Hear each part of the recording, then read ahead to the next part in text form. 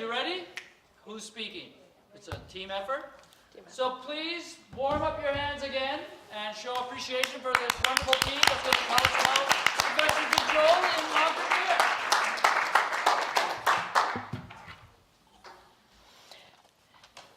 Hi, everybody. Let me introduce first our team. This is Sarah from Activation Department, Nida, Registered Nurse, Ines, Quality Lead, and myself, Halia, I'm Director of Care. We are presenting here a long-term care facility, Christus Dars Latvian Home. It's a 100-bed long-term care facility located in Woodbridge, Ontario. Our project called Infection Prevention and Control. And the reason we came up with this topic is because for the past 2 years, the number of enteric and respiratory outbreaks significantly increased. So we began to think that we were failing to fully protect our vulnerable population by putting them at risk during the outbreaks. As you all know, that for us, you and me, enteric or respiratory symptoms require just a few days of rest. But for the elderly person with low immune system, it can lead to life-threatening complications and even death.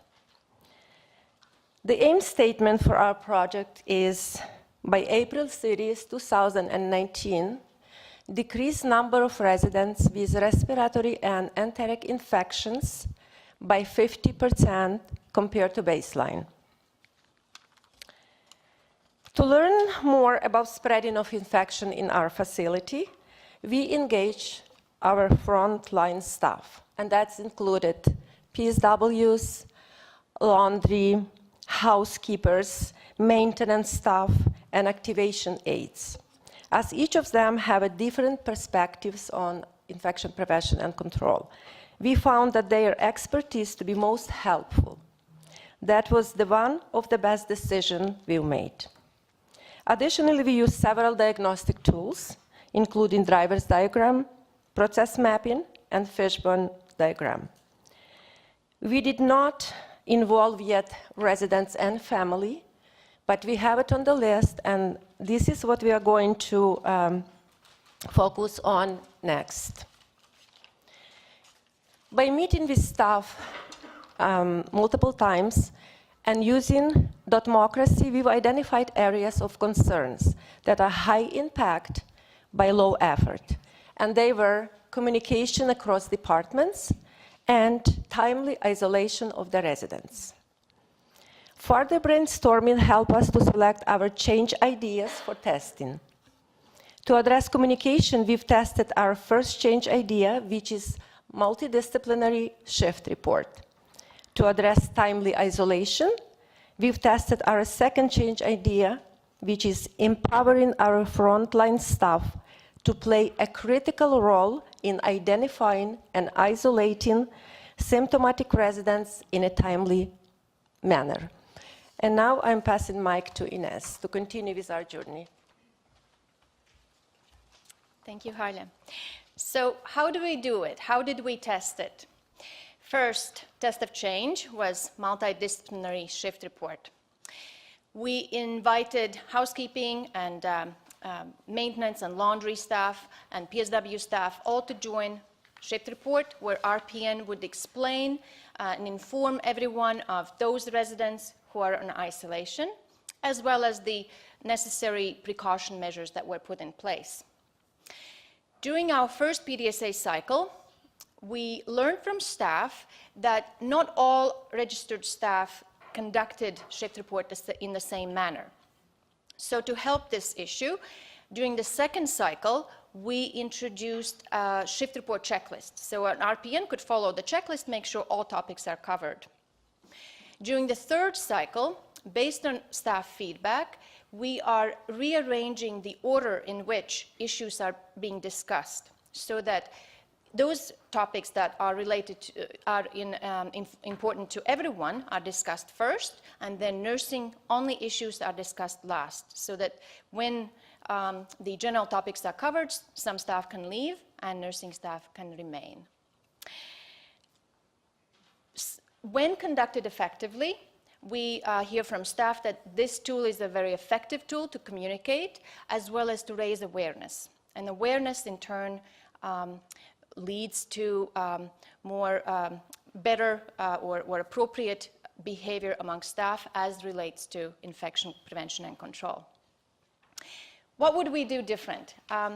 We would next time resist the temptation to implement this change idea on all floors at once. And instead test it on one unit first, see how it goes, and then roll it out to other units. So, test of change number 2, empowering frontline staff, housekeepers, PSWs, and activation staff to isolate symptomatic residents. If their resident is in the room, leave them in the room. If they're in the public space, remove the resident, bring them to the room, and then allow registered staff to conduct a proper assessment. We introduced this change idea during our first PDSA cycle, and we did that at a weekly huddle. We thought we did a fantastic job communicating our change idea. Staff disagreed. Our interviews confirmed that not everyone was clear on who was supposed to do what when isolating residents. So during the second cycle, we introduced a isolation protocol, clearly identifying everyone's roles and responsibilities. We interviewed staff once again, and once again we found out that not everyone was familiar with the protocol because some staff had been sick during that time period, others were part-time or casual staff. So during the third PDSA cycle, we made sure that we used a variety of communication methods, including visual. So we posted posters around the home. We used electronic secure messaging, and as well as verbal communication during shift report. Now our staff are familiar with the protocol. However, they have no residents to isolate. We don't have symptomatic residents, which is a wonderful problem to have. That's right. So we're currently in the third PDSA cycle, and it will, be extended for as long as we need it. So you may ask a question. So did these change ideas actually minimize the spread of infection in our home? When we tested our first change idea, the number of symptomatic residents skyrocketed. When we tested our second change idea, there was a dramatic drop in symptomatic residents. However, after consulting with Jacob, we learned that due to the small population size and lack of historical data, and also the seasonality of our outbreaks, we really cannot contribute this increase and drop in infection to our change ideas. Nonetheless, we're continuing to track data and monitor our situation, and we keep our staff and senior leadership informed of the situation. And really our focus is to spread the message that by working together as a team, different departments, and that infection control is not just a nursing issue. It really is the whole home's issue. So, as you can see, we're just at the very beginning stages of our project. And to ensure that it continues, we have included infection prevention and control in our quality improvement plan for this year. And we continue communicating with our staff. And finally, what would we say to those who are just embarking on this quality improvement project journey? Number one, over-communicate. If you think you've done a good job, do it again. And use different methods, make sure that you cover all shifts, and PowerPoint does not work for everyone. Just be creative about it. Number two, involve your frontline staff. Your key supporters, they are your best source of information. They are aware of the challenges as well as potential solutions. And that includes for PSW staff, dietary aides, activation staff, so housekeepers, maintenance, even laundry staff, involve everyone. So shout out to KD staff who are currently watching. Thank you. And number 3, listen to your ideas advisor. They've done this a few times, I think 16 to be precise, so they may know a thing or two. So thank you, Joe. And last but not least, be well prepared when you pitch your idea to your executive director or your senior staff, leadership staff, because without their support, you will not be successful. And, but when you do have their support, it really is a smooth sailing. And they will carry you ashore when you think that you're sinking. So, as always, thank you, Lauma. Thank you. Danielle, if you want to go first. And as you said, we should listen to Joe, so I'll do that. You know, if there was any statement that I think kind of encapsulated quality work, that bit about we thought we communicated this really well and the staff disagreed, is probably, that's a big one. So I loved your point about kind of continue and like keeping at it, so communicating something, trying to understand what didn't work. And you mentioned things like challenges with different shifts and things. So that's a communication, especially when you've got a broad group of people with different roles, can be super challenging. So congratulations on chipping away at that. We asked this question a little bit earlier, and I wonder if it's relevant here, but what was the QI expertise of the staff that you were working with, and if there was a lack of QI expertise, was that a challenge? You know, I just think of all the, when you're trying to explain to people what you're doing and why and how you're approaching it. So how did that factor into your project? Sorry, would you like to try? What we found was very helpful is that Joe, the first time we met with our staff in a larger group, we invited Joe to join that meeting, and so he actually conducted our first meeting with staff, and we made it very visual. So we created a process map, a day in the life of a resident. All staff were familiar with the processes, so that made them the experts, not us. And I think by doing that, we gained their trust, and they were, very open to sharing. So by making it just simple, and breaking down the process, I think that helped us to get their buy-in. Thanks very much. Interesting program you've got there. My question is about how you deal with new staff, and how do you make sure your new staff are functioning at the same level or come in with the same understanding of infection control?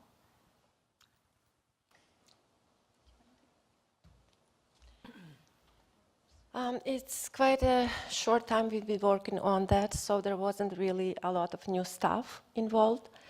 But the posters are there, and the shift reports. Shift report helps a lot. That's something new that we implemented, and everybody has to sign in the times they came. So hopefully this helps. But in generally, actually, that's a very good question, and we're going to look deeper into it and see if something else can be implemented to help out with new staff. I would be looking at the people who maybe don't even regard the posters as their business, like maintenance and, But again, it's a shift report where they're supposed to attend every single morning or evening. Maintenance does too? Absolutely. Oh, cool. Maintenance, laundry staff, dietary staff, they are involved. This was something new that we introduced and implemented already. Congratulations. Questions, Agnes? Thank you. Just a sec. Here's Agnes again. So I think I already spoke to you, like how excited I think your work is, given that challenges, especially from public health perspective, with long-term care homes and retirement homes, and when the outbreak season, and really the decreased quality of life for your residents and the increased workload for your staff during outbreaks. So I'm super fascinated with this, and then I can't wait to see how all your change ideas turn out.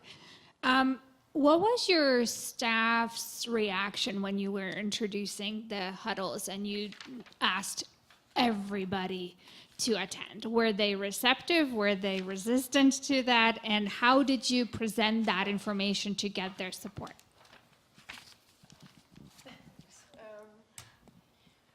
So at the beginning, they were a little resistant because, of course, it's one extra thing to do in their shift.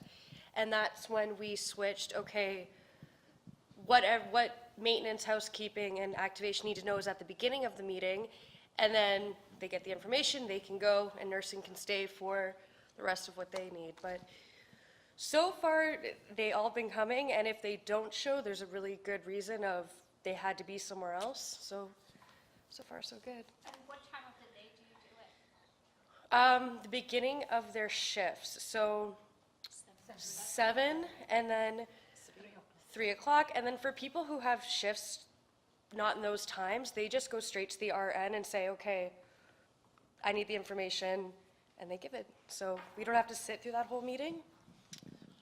So it's working, yeah. Yeah, just a little bit more. After we introduced the new style of shift reports, we had it in mind for a long time. But this was just a starting point. So we met maybe 2-3 weeks after, I believe we met with a group of the staff from different, we made sure that there is somebody from every department. And the feedback at first in the meeting right away, most of it, especially from the maintenance person and maybe some of the housekeepers, they were just saying that there is no value. They are talking mostly about the health issues. So it's not really interesting. But then we started to talk about it from the different perspective. Because sometimes, like in the middle of the day, because I'm there every single day, in the middle of the day, some of the PSW, let's say we need a maintenance guy to help us with something, and some of the staff don't even know who exactly is working today. So who is working today? Who should we look for? So we just said to them, that in the beginning of it's just the beginning of the day, just the beginning of the shift, and you already meet everybody. You know who is working from the housekeeping, who is working from laundry, what person is working in the maintenance department today. So this is a very, very good start, and you feel like it's a team. It's starting with a team. By looking at each other's faces and maybe, make a joke sometimes, and so it's, then like they started to wave their hats, and this is where the positive feedback came. Thank you, Hala. All right, thank you to this team for sharing their story. Thank you to Inez, thank you to Nita and Sarah. Shauna's going to give you your certificates. Jacob's going to take your wonderful photo. Now, don't look at this as the last presentation from Cohort 16. Look at this as the 8th opportunity to learn from your peers. So while the photos are being taken, if I can ask the Woodstock Hospital / Baby Friendly team with Kelly, Louise, Hannah, and Sarah to make their way up. And Jacob's going to do a few more polishing touches.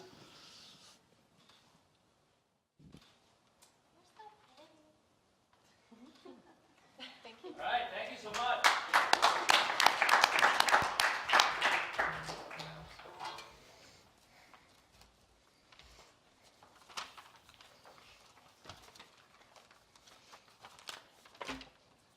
That's a good start. I don't need that. It's all good. Yeah, it's all good. It's all good. All right. So, yes, we are the baby-friendly Woodstock Hospital team. Well, hopefully one day we can call ourselves baby-friendly.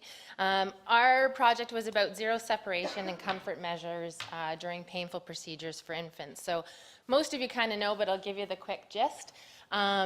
We got together and our ultimate goal is to become BFI, to have our baby-friendly designation. So we had this amazing ability and input from our expert, Louise, who we couldn't have done this project without. And we went into it not really 100% sure what we needed to look at. We actually thought of a totally different way to go. Louise sat down with us and we created that driver diagram, and in our journey to become baby friendly, there are 10 steps that we have to follow. And Louise was able to identify where we were lacking, and that was the fact that we were taking babies out of the room from their moms to do these minor painful procedures like blood draws. We do newborn testing at 24 hours. So those kind of things, we were taking the baby out. And Louise said, oh no, you cannot do that. And we said, okay, that's where we need to work. So having an expert on your team, number one, huge asset. And she was able to help us identify where we were lacking in that part. So originally when we started, we have 34 RNs in our unit. And 3 out of 34 were actually doing bedside testing. So that didn't mean skin to skin or breastfeeding, it just meant that they were doing it in the room. So our goal was pretty lofty. We wanted to reach 100%. So we did that in a few steps. We actually ran 5 PDSAs in our time, and identifying the needs and how we were going to be successful. So our first one was education. And I know through ideas, education is not the be-all and the end-all, but it was a really great way to start, and it was a great way to make sure that all our staff knew why we were doing this. We have an amazing group of staff, and like someone else said earlier, very passionate. And with passion, you kind of get some pushback here and there, which is all good. That's good. We don't want just the yes ma'am people. So we had to tell them why this was important. So we had an opportunity to give them the information, the data that supported that this is best practice. Once they saw that and said, okay, yeah, this is a legit change, we moved forward. So we started with a small group of RNs. We kind of focused in on them, teaching them the ergonomics, how to do this, and sent them out. After a few weeks of that, we had a big group training session with all of our staff over a few days so that 100% of our staff were trained. And then we flew it out there. At first, definitely pushback. Definitely some staff were like, oh, this is more work. We don't want to do this. We don't want to have to do this in front of parents. It's awkward. So we said, okay, what can we do to make it better? Our PDSA 2 was creating a cart. So we created a cart that had a scale and all the supplies that our staff would need, and then in the hopes that that would make it easier. So they could take all the equipment with them, push it down the hall, no different than if they were pushing the baby down the hall the other way, and create just the ease of workflow. That turned out to be quite successful, and majority of staff are using this, so that's great. Our third PDSA was integrating our lab staff. So we now have our frontline workers on our unit happy to do this. Now we have to intervene with the lab because our lab comes up to draw blood work, or they have outpatient, or they see patients in emerge. And baby friendly is not just maternity unit, it's hospital wide. So that was an exciting / challenging piece. I actually just met with the lab a couple weeks ago and did a teaching session with our lab techs. Majority of them were really excited about this, willing to try. One was not thrilled at all. I'm working on her. But again, it's more the ergonomics and the comfort level. So the great thing was, though, I could take our experience as frontline workers and a change in our practice and relate it to them. So we've created a bit more of a team with the lab and us. Now they are going to contact us. We can get the mom ready, and then we can move forward, and they have us as resources. So it's creating that teamwork as well. The other big piece to our success in this project, or our learning in this project, was our stakeholders. We took a lot of time to sit down and realize who those people really are. And there's a vast group of people. So originally we thought, this is easy, this is best practice. Of course people are going to do it because that's what we're supposed to be doing. Obviously that's how it works. So we needed support of public health. Our public health unit is baby friendly, so we needed their support, and we've put them on our BFI team to help back us up in decisions. Families. So families who have had babies with us in the past, we took their babies out. Now we have to explain to them why we're not doing that. So when they come into the hospital before they have their baby, around 36 weeks, we do a pre-registration and we teach them why we're doing this, our expectations, what their expectations should be, that they'll be with their babies the whole time. Our charge nurses, they were an asset for us in auditing our staff, kind of getting an idea of who's doing what, where are our lacks, what we need to help with conversations or whatever to help our staff feel more comfortable with this. Physicians, they're like, why the heck are you doing this? This doesn't make any sense to us. So some teaching for them as well, and the importance of them not coming in and just taking the baby away from mom. We have to keep everybody together. Nursing staff was obviously a huge, huge one. Our lab staff, like I talked about, and Emerge. And we're still working on Emerge. We've just kind of sprinkled into Emerge, but we're going to do bigger and better things as we go down that chart as well. The other big part of our project was not making things worse. So we do a newborn screen at 24 hours. We couldn't change practice and have our results come back returned so that parents would have to have their babies poked a second time. So we had to really make sure that what our change was doing was not, actually we wanted it neutral, to be honest. We didn't want it to be any different than it was. And luckily, when we put it out on our P chart, it was fairly consistent with a few little ups and downs, which we can account to new staff or students. We don't know 100%, but there wasn't a significant change in the return, which was really a positive thing because we didn't want to make things worse by making this change. So I think we did a few other things. We did a few weeks ago as well, we presented at our board. I did a presentation for them, updating them on what our BFI journey is. So our ultimate goal is by February 2020, we can actually get our designation. So that's where we're headed. So we did meet with the board to give them that input so they know where that we're at as well. So it's exciting because we have their support. Our manager, Leanne, has been very supportive in our journey. And we could not have done this without the BFI strategy. So thank you to Louise and Linda for backing us up in this. And the doors have just opened for us in where we can go with the tools that we've gained. So the big take home for us was you need an expert on your team or in your back pocket somewhere. And your frontline staff have to be involved, and especially when we're talking about very passionate, educated staff, they want to say, they don't want you to just come in and tell them what to do. And I think when we included them in this decision-making process, although it doesn't seem like a super complex idea, when you tell someone how to work, they don't like that. So you want them to be involved, and I don't want them to just say yes just because. You should question it. So that was really exciting for us that we did get that. In the end, 100% of our staff are doing it. So that's awesome. I would say 100% are doing it 90% of the time out of 5 draws, 90% of the time it's being done. There is the odd time for different circumstances, the mom might request not to have it done. If the unit, we were running into a few issues where if the unit was really busy, it might be easier just to go back to the old habits. So a few interventions in that part, but overall really great. So as Ross said this morning, quality improvement is the engine for success. And I think that's an exciting point because we have been given, all of us have been given skills and tools that not only can we use for this project, but we can carry it on for many other projects and hopefully see our whole hospital become more successful in change ideas, and the different thought process of how to go forward doing those change ideas, I think is probably the biggest take home of anything. So thank you very much.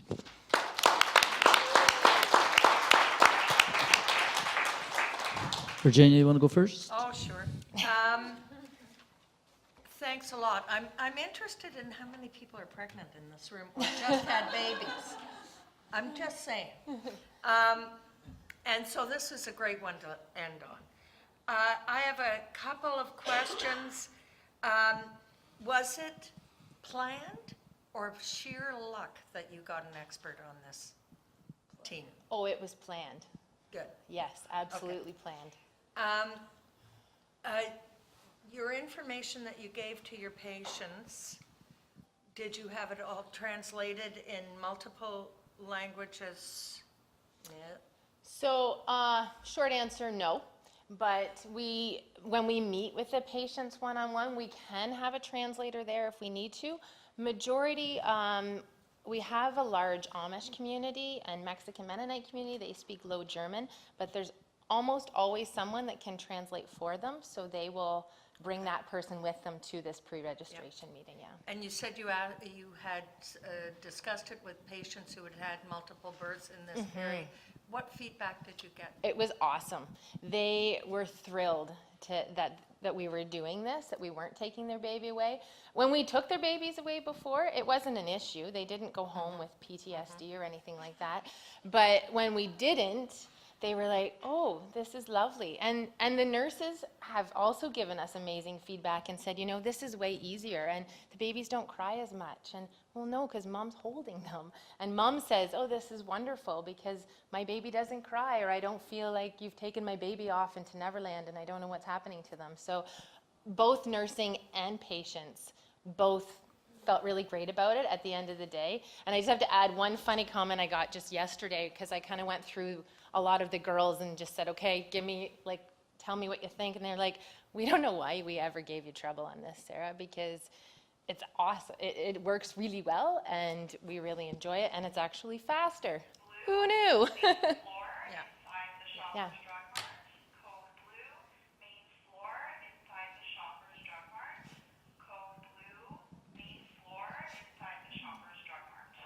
Danielle? Yeah, so again, a really, really great project. I love that one of your takeaways is that something that was really good for patients was also really good for staff. Sometimes I think we worry that those two pieces won't come together, and I think more often than not they do. I also was interested in the point that you made about when you went and worked with the lab team. And so one potentially quick question is, I wonder about, so the overall support for getting the BFI designation generally, because that's kind of like your big picture for this. Absolutely. And then so my second question is did you have to change your tactics when you went and spoke to the lab team? Yeah, I did, for sure. Because the lab team, nursing and our maternal child women's health unit, everybody knows about BFI. Everybody knows that that's our big goal. And we actually went, I'll rewind a little bit, we went through our whole hospital, myself and the other lactation consultant, and we created a video going through the 10 steps, and we involved it with every different unit within the hospital so that we kind of sprinkled our information a little bit here, there, and everywhere. So the lab knew sort of that this was coming, but they don't care, to be honest. It doesn't have the same impact for them as it does for us. So I had to kind of help them care a little bit. So my presentation to them was short and sweet. And basically for them, they really wanted some hand-holding. They wanted us to know that we were going to be there and that I wasn't going to make their workload bigger. It always comes down to that. We've talked about that for since August or September. So yeah, I had to approach that in a little bit different manner, in that they knew we would be there, and if they ran into stumbling blocks, we would help them right away. It wouldn't be complicated. Yeah. Great. Last opportunity to the audience, to the peers. Peers asking peers. What are you curious about? Will, any advice when they go to Emerge, how they should work with the Emerge folks? Okay, I'll bring you the mic.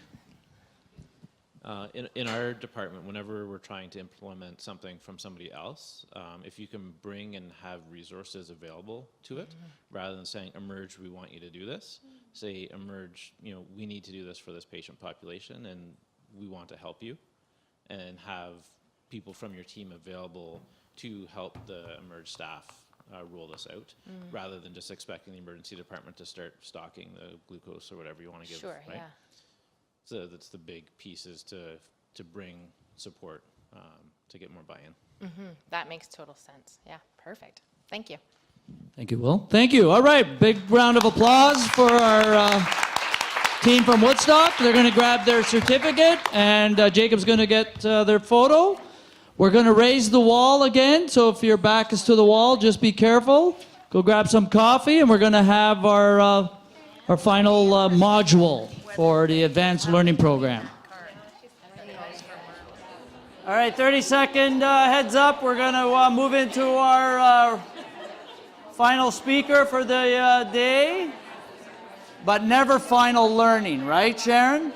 We're always learning. So, reminder, in case I forget, when we're done officially, please take your poster home.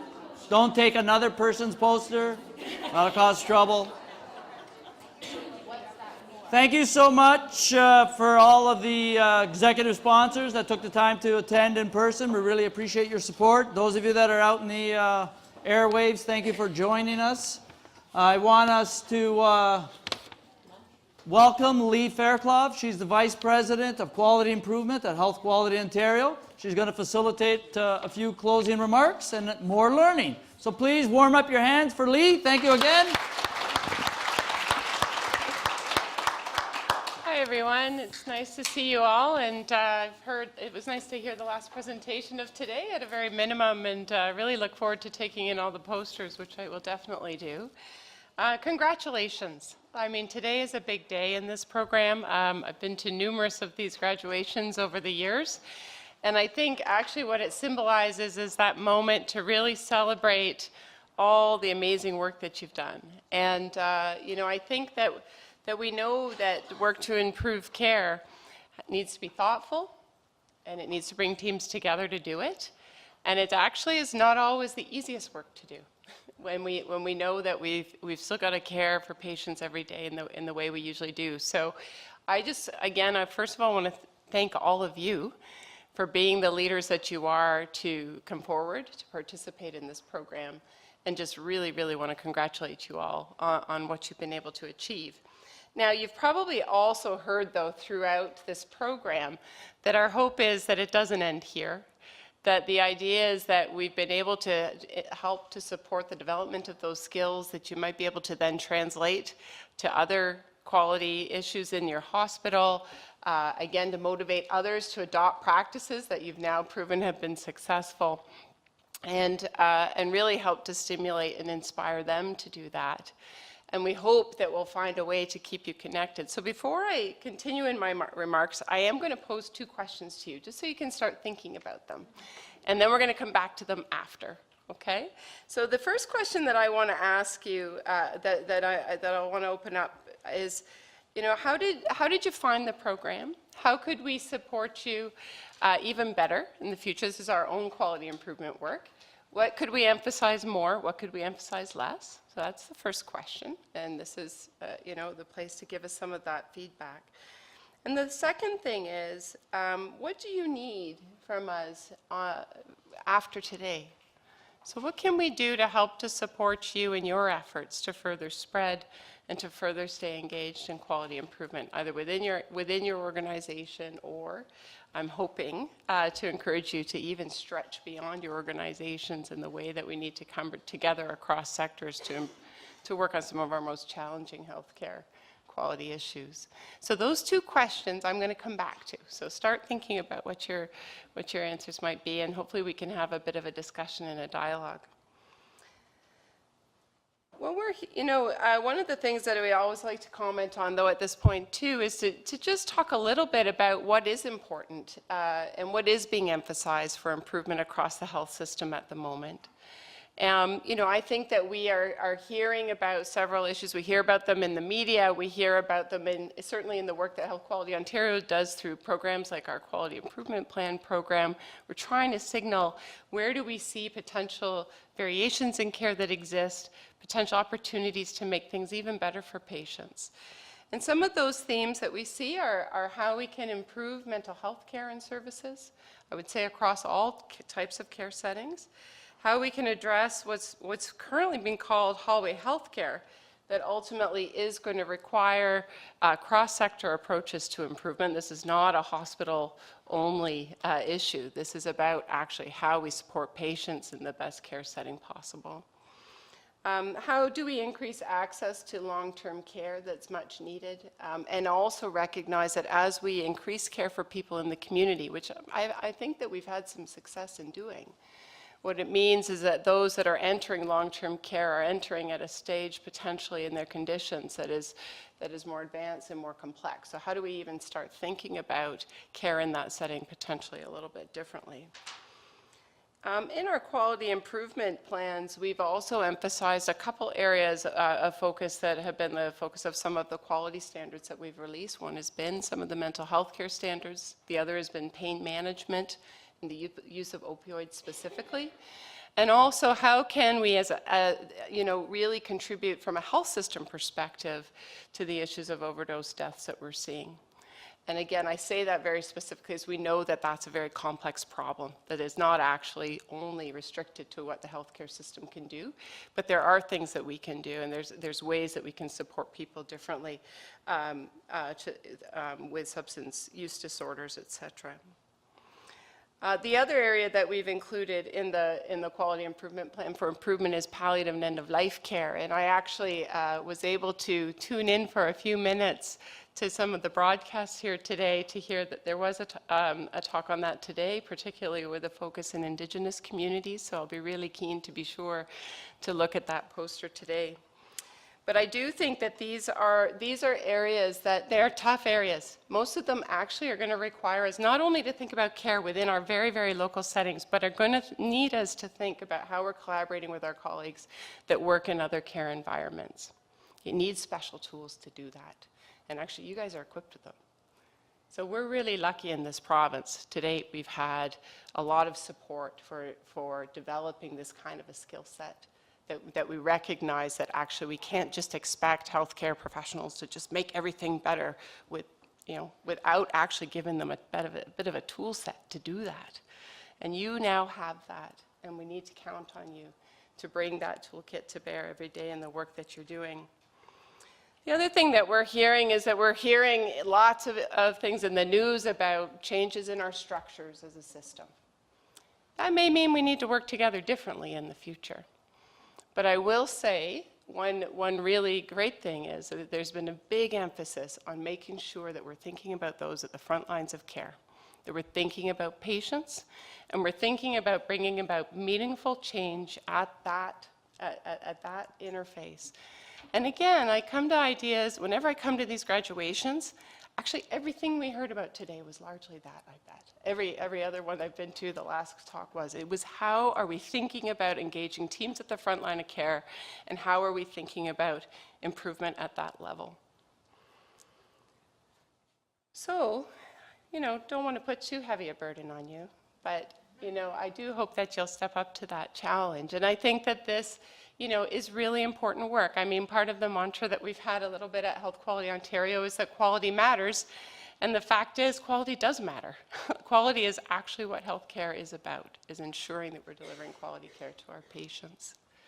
So with that, really, this is where I do want to kind of open it up to all of you. I've posed the question about how do we do in giving you the tool set and the toolkit and the resource that you need as a person to be a leader at the front lines and with your organizations. What's some of your feedback that you might have for us about what we could do more of or less of when we are together like this? And then we'll move to our second question, or you can answer both if you want, which is really about what do you need from us to help you continue to spread some of the ideas that you've had here today, or help others to do it. So who's got an idea first to share on either one of those questions? Just general feedback. I know Joey's going to pick somebody any minute, so you might as well just. That's right. And just to remind folks to speak with the mic so that folks listening in can hear us. David? Hi, thanks, Lee. Not sure how practical this will be, so I'm just off the top. It felt today like we're presenting material that we've presented before, and I appreciate that there is, a live audience on the web or whatever that may not have that background, but throughout we've presented our material to the group here a few times, and I'm wondering if maybe could it be helpful to de-emphasize the topic and revisit the topic and place more emphasis on some of the tools and the applied learning?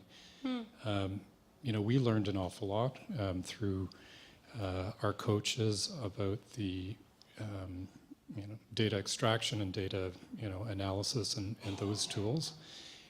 It seemed the focus of our presentation is about the outcomes, and I suppose it should be, but I guess where I'm going is trying to reinforce the learning of some of these tools that are really, really valuable. And is there an opportunity to emphasize some of that to reinforce the learning a little bit more? Right, that's great. So just, that's a great suggestion. And, you know, I think what you're saying is just bringing into balance, like the ultimate outcomes that have been achieved, but also the fact, like you picked up these tools, this is what you're able to do, and a bit of a reminder of what they are as you go. Is that Yeah, that just to me? solidify Yeah. and bring it That's back. You perfect. know, I don't know where that balance lies, but I just wanted to put it out there. Yeah, that's great. That's great feedback, great suggestion.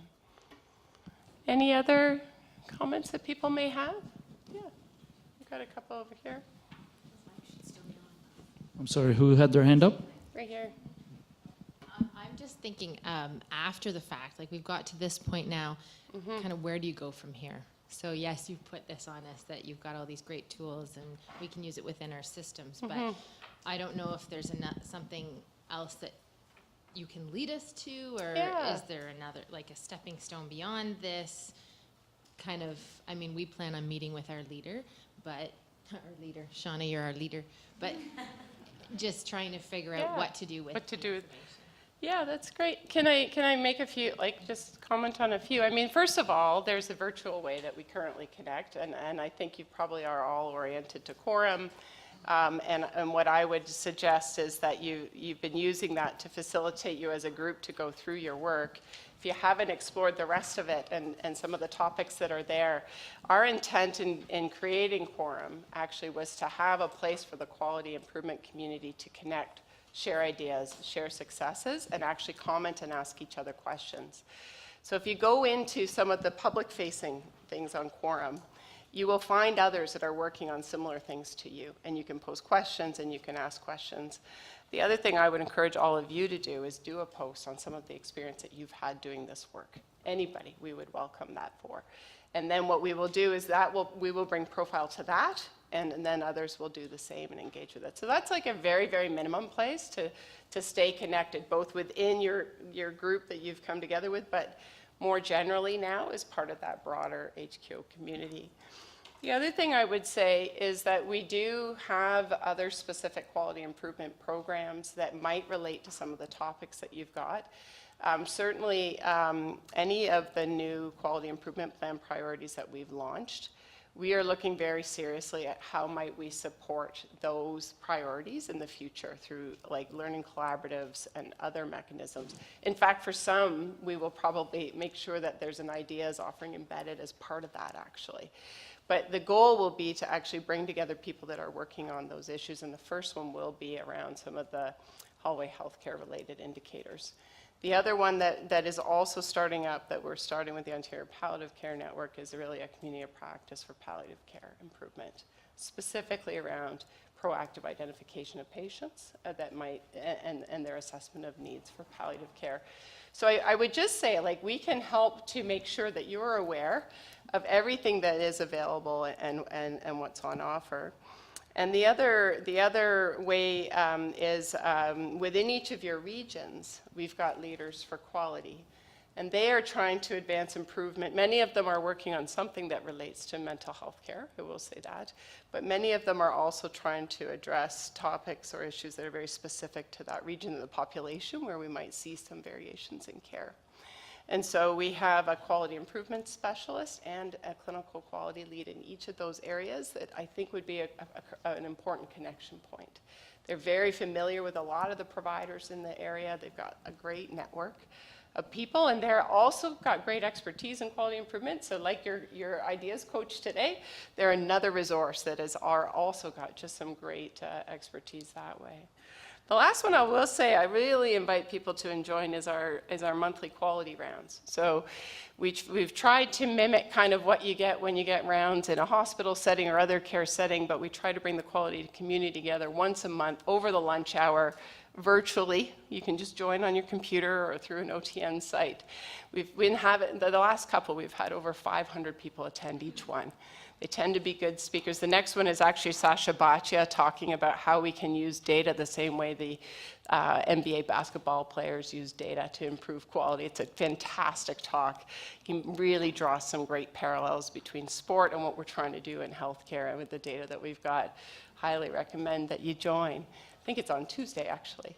So, you know, I think that these are just ways to stay connected and ways to potentially contribute. And my experience over the last 4 years is as people come together that way, it tends to grow into even more, you know? So we've got ways to connect you to that, and that's just some of the stuff that we're doing today through Health Quality Ontario, and we can imagine that there would be other mechanisms. That was a long answer, but... Are there any other comments or suggestions people may have? I have a question for the group. Yeah, go ahead, Danielle. I don't know if this is on. I'll say it and then I can repeat it. Several of the teams here today focused on projects that were within their organization, but at some point they had to reach out and connect with a different organization or a different sector. And with the questions you asked before about what could we do more or less of, or what could we do differently to continue to support you, I wonder the nuance about working with a different sector or a different organization, if there was anything that would be particularly helpful about that. That's a great question. Any suggestions on that?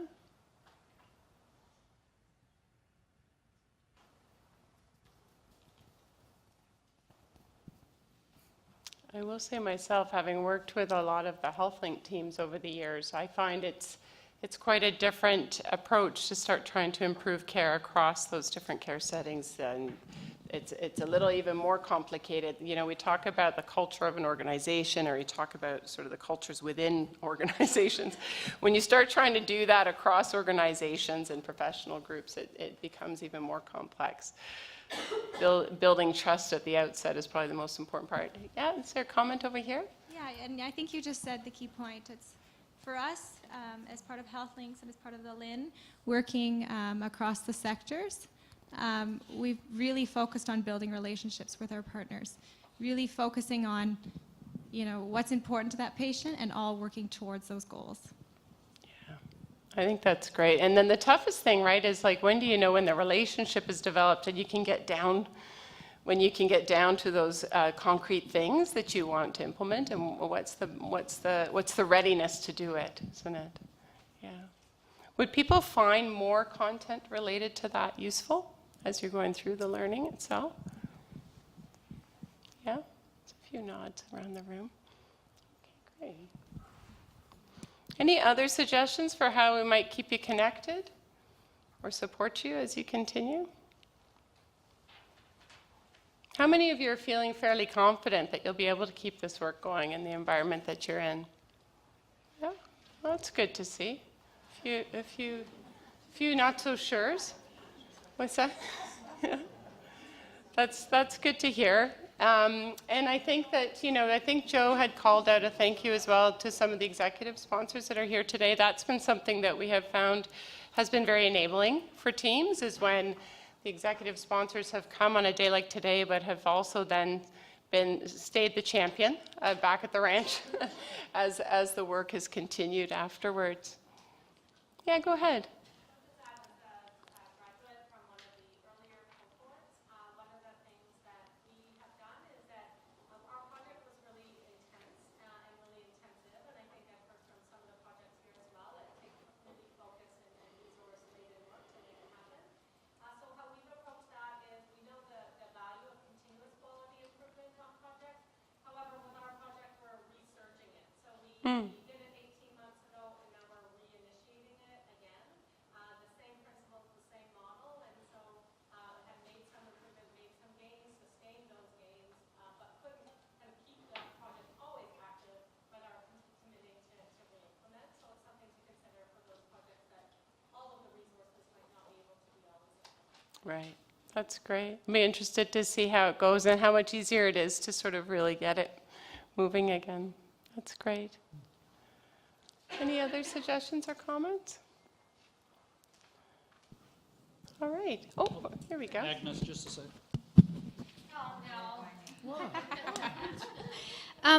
And this could be ignorance on my part, simply because I wasn't really, I was just told to apply, our institution was told to apply for it, and the application happened behind the scenes. But what is, are there any funding or free training or anything like that available for organizations that may want to engage in projects like this, but financially just cannot pay upfront for training or opportunity like this, because it is fairly human resources intensive with time, and then on top of that, so we're just looking. I know some of the concerns that are coming up with making sure you spend your money where it's really where you can see it, intangible things. So this is a bit intangible for a lot of time. And then the other thing is, like, how can we? I know it's very acute care focused or very clinical focused interventions that are happening a lot of times through Quality Health Quality Ontario. Public health is very much, you know, I'm happy to see 3 public health units, I think, represented here today, maybe 4, which is great, but I think it's fairly a minority. So I'm just looking forward to something that how other projects can be targeted a little bit at a larger population level. That's great feedback, really good feedback. And I think on the funding side too, like, we've been giving a fair bit of thought to that as a program team. The team has developed some online learning modules that we're currently piloting in the north. We're still piloting them there. But I do think that we're starting to think about what combination of kind of online learning and kind of in classroom, in-person learning might be optimal, that might help in terms of some of the costs.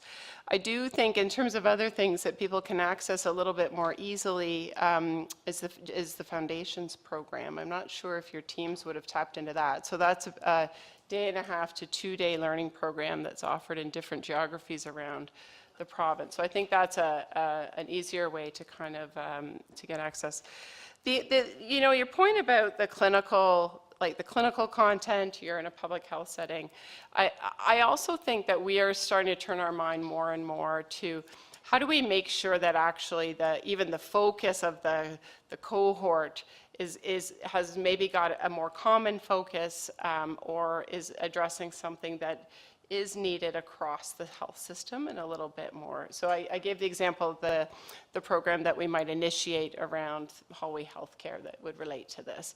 So then you're bringing teams together in something that's quite relevant with the case studies, everything that we could use with, coupled with the curriculum could be very relevant to that issue. So we can imagine, right, if you were doing something similar that might have a more public health bent or might have a different bent, people would be signing up knowing that, and that they would know that it would be very relevant. And that might make it easier, actually, when you're kind of within your organizations to sort of say, this is why we really need to do this. So we're giving a lot of thought to it, and so I really appreciate the feedback.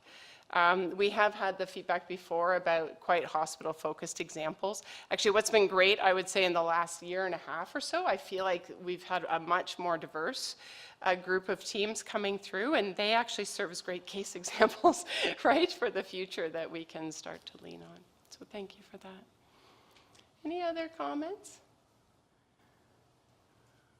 All right, well, I'm going to go back to where I began, which is today is celebratory. So congratulations to all of you.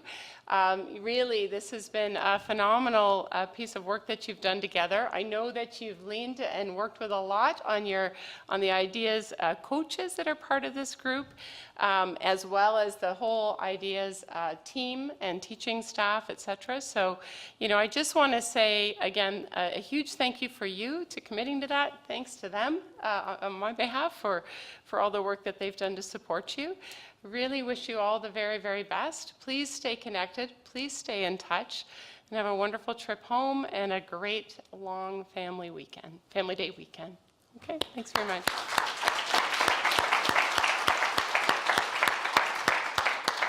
Thank you, Lee. Give me 5 minutes of your attention, and then we can split. All right, let's show some appreciation. First to Jacob and Liv for taking photos.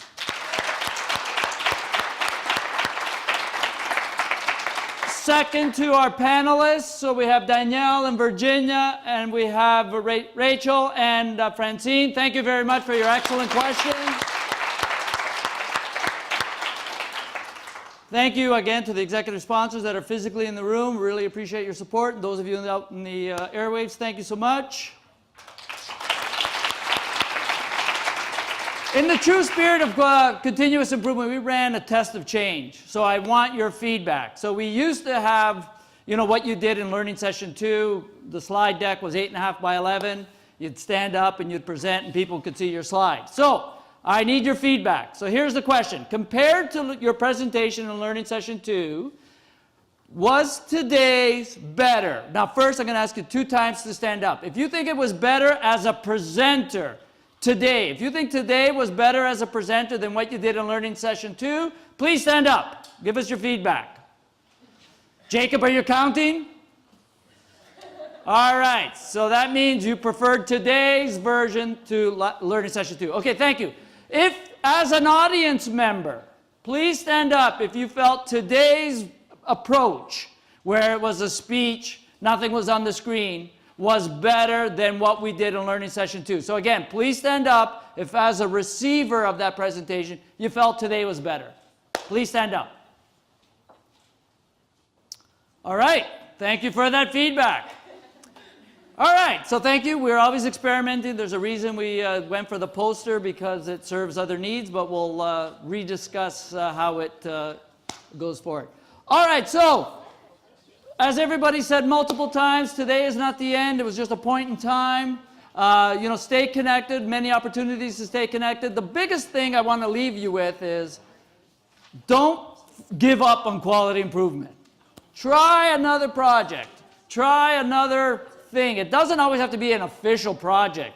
Next time you go to work, you could just speak with your coworker and says, what about today we do it this way? Let's just do it for one patient. Let's do it for 1 hour and see how it goes. You only get better with practice, so please keep trying. Thank you so much for your efforts. Safe travels, and we'll stay in touch.